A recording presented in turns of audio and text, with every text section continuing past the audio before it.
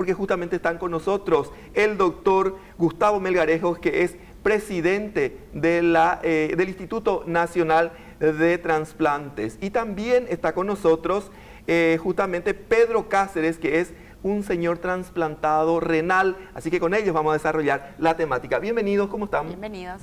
Muchas gracias por la invitación y muy contento de compartir este momento con ustedes y con la audiencia. Y muy oportuna esta presencia, doctor, porque ayer justamente se recordaba el Día Nacional del Trasplante de Órganos.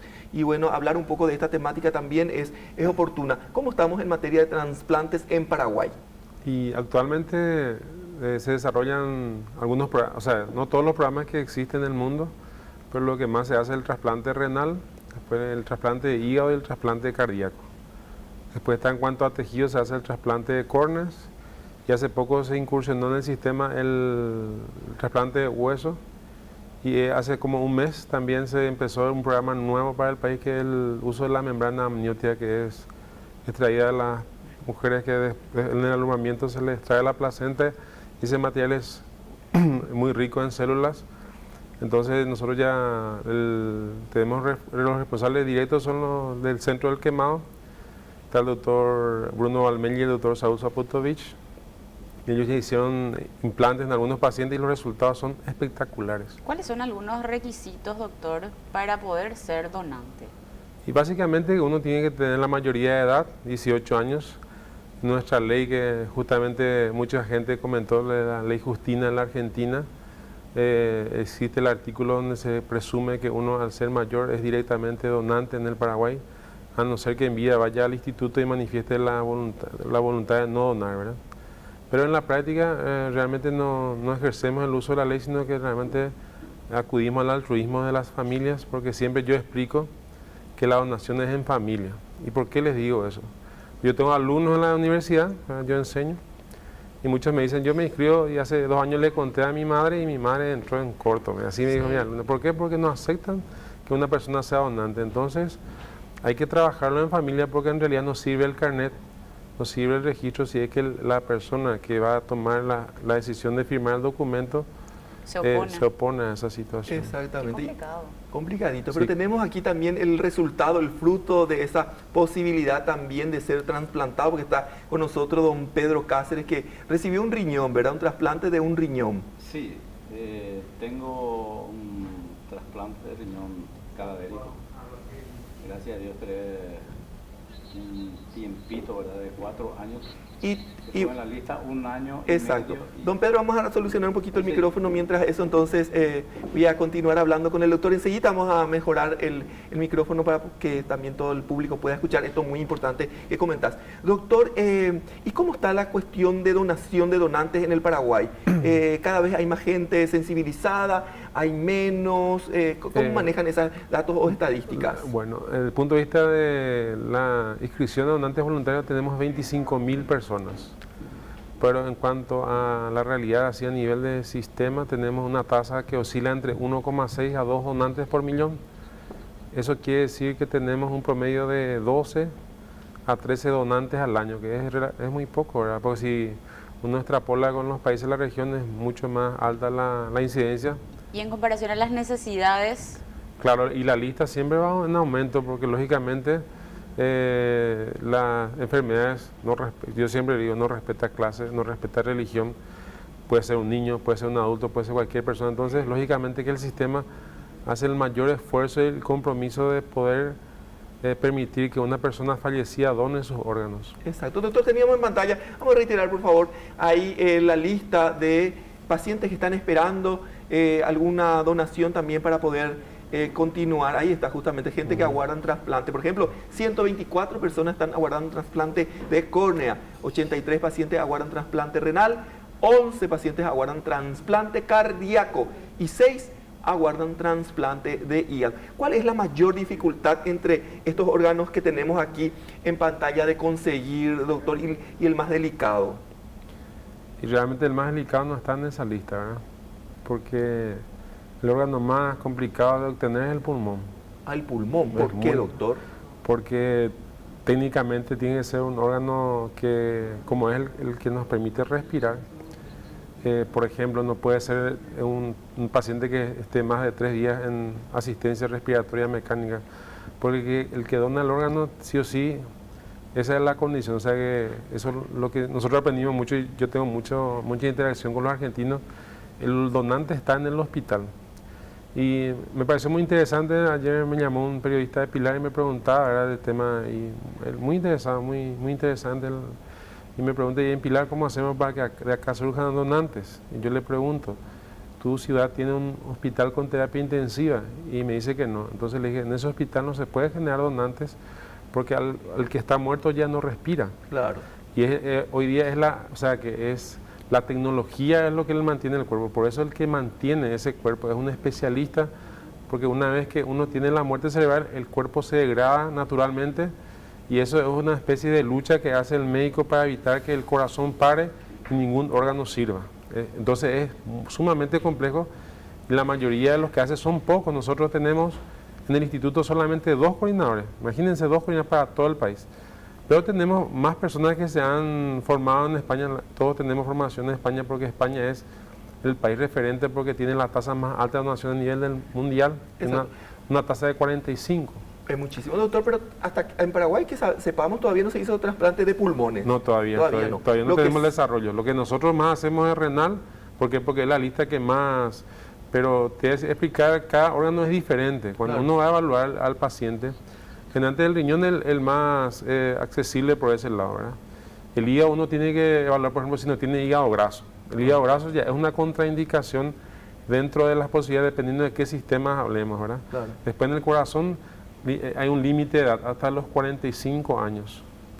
Y en el pulmón, como te dije, el propio que tiempo no tuvo que haber fumado, de toda esa historia también hay, doctor. Y sí, pero depende del país, porque hay países que no liberan eso, porque lógicamente, como tienen tanta tecnología, ellos liberan. ¿Por qué? Porque lógicamente lo que uno le pone ansioso es la cantidad de gente en lista. Entonces ellos desarrollan tecnología que hacen que esas limitaciones se puedan ser superadas en base a maquinaria o uso de otras técnicas. Sí. Ahora sí, vamos a hablar un poco con don Pedro Cáceres. Don Pedro, entonces vos tenés trasplantado un riñón. Sí, tengo trasplantado un riñón. ¿Cuál fue tu historia más o menos con ese trasplante? Mi historia fue realmente que allá por el año 2007 empecé a tener dolor de cabeza, pero más me sugirieron que venga con un oftalmólogo por problemas de vista, ¿verdad? Claro. Y de ahí con algunos análisis, la doctora por lo menos creo yo que habrá captado que tenía algún problema renal. Entonces me dijo que tenía que hacerme un fondo de ojos y ahí con más razón confirmó y me mandó junto a un nefrólogo, ¿verdad? Y desde ahí ya mi tratamiento en el más corto tiempo posible. Claro, ¿y qué pasaba? Que ya el riñón no estaba funcionando. Mi riñón estaba dejando de filtrar, de ser filtrado. Y ahí empezaste también ya con la posibilidad de ser trasplantado. ¿Cuánto tiempo tuviste que esperar? En realidad que tuve que esperar un tiempo porque tengo 4 años de diálisis y recién a los 2 años y medio de diálisis pude entrar en la lista de espera.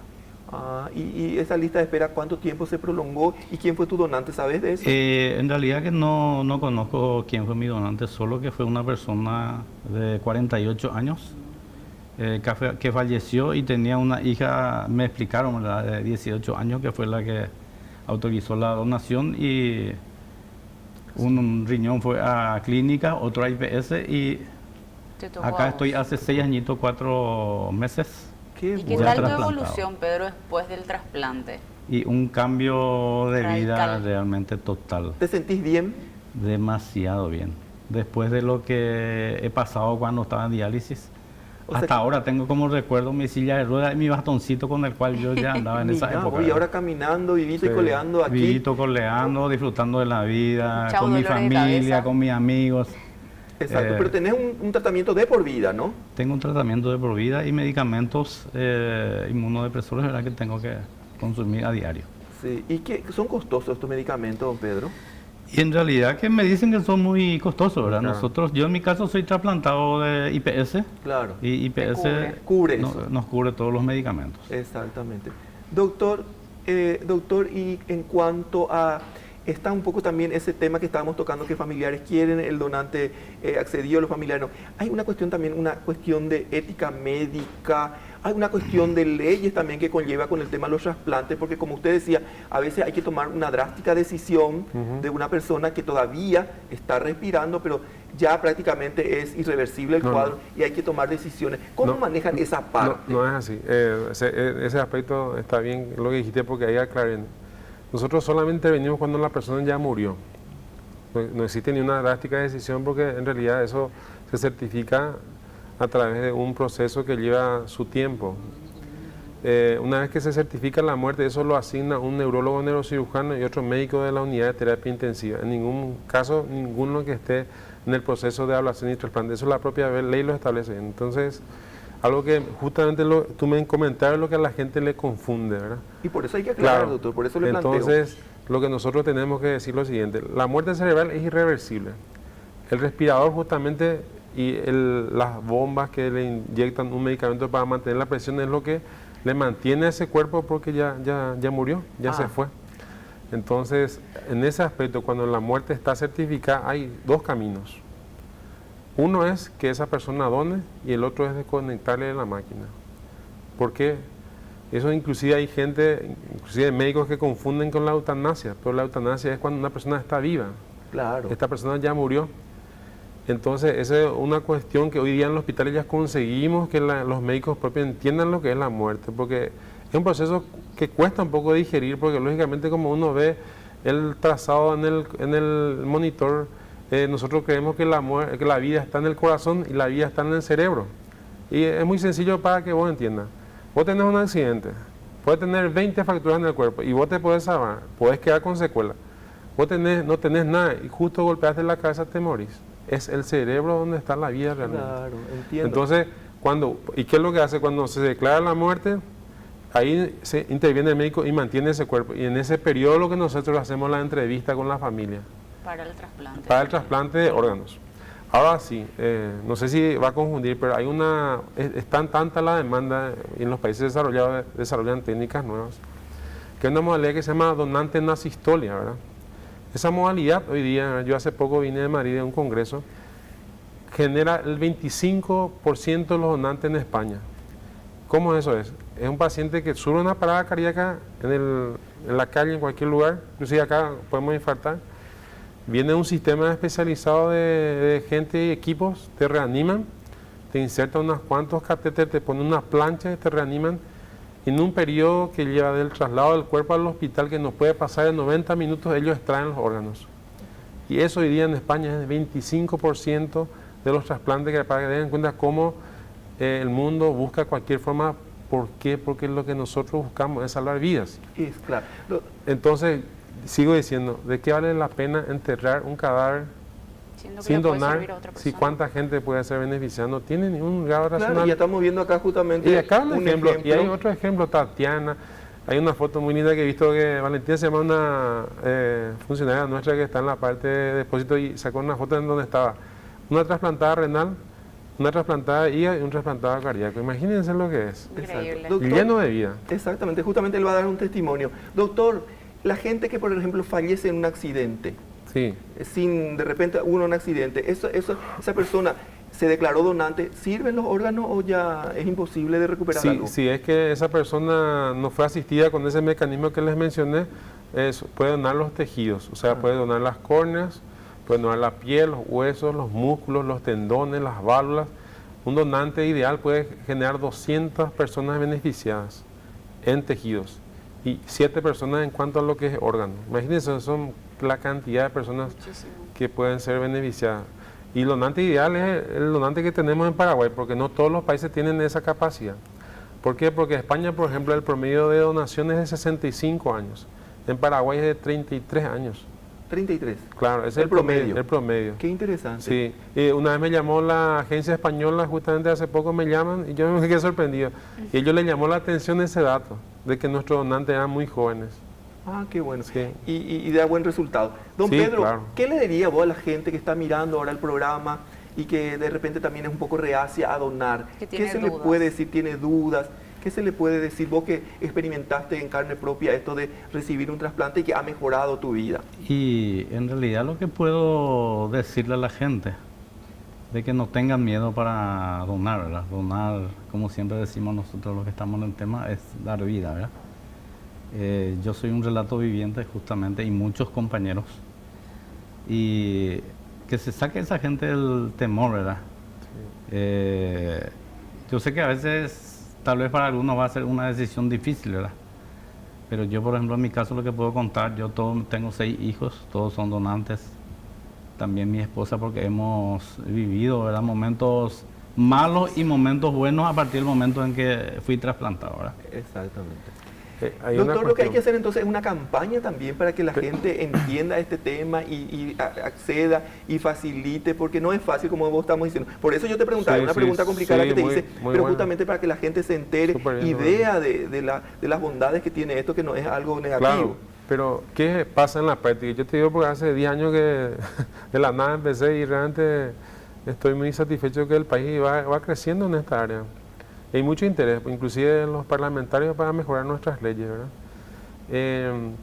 Pasa que la gente es insensible, porque solamente se sensibiliza cuando algún familiar o amigo está enfermo y necesitando un órgano Es verdad. o tiene ya la experiencia de una persona trasplantada, y no tenemos que ser insensibles, porque en realidad tenemos que agradecer a Dios el hecho de ser sanos, porque lo único que vale en realidad en la vida es la salud. Después el resto se puede arreglar. Vos puedes tener un problema económico, en algún momento se puede arreglar, un problema de trabajo se puede arreglar, pero la muerte es una sola vez. Entonces nosotros lo que tenemos que valorar nuestra salud, y lo que hace el sistema es tratar de que menos personas mueran. Ese es ese es nuestro esfuerzo cotidiano. Y ojalá que así sea, doctor, y que realmente también entonces la gente entienda y acceda a ser donante, que es salvar vidas. Doctor Melgarejo, Gustavo Melgarejo, muchísimas gracias por estar hoy, por tu tiempo. También a vos, don Pedro, felicitaciones, que sigas bien, Muchas que gracias. se cuiden, y el agradecimiento por este testimonio también, porque es un tema muy actual y muy interesante. Muchísimas gracias por estar hoy aquí. Muchas Cuando gracias por la guste, a las invitación. órdenes. Bueno, Muchas Gabriela, gracias por la invitación. gracias.